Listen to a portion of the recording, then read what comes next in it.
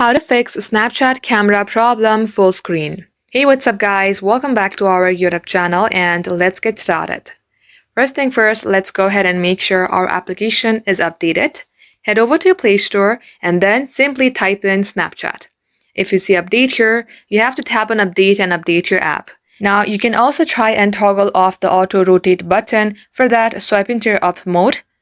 If it's auto rotate, make sure this is on portrait, and then you can go ahead and open up your Snapchat and try again.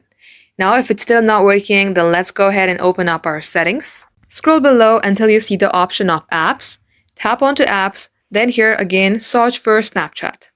Tap onto your Snapchat, then tap on storage. Here tap on clear data.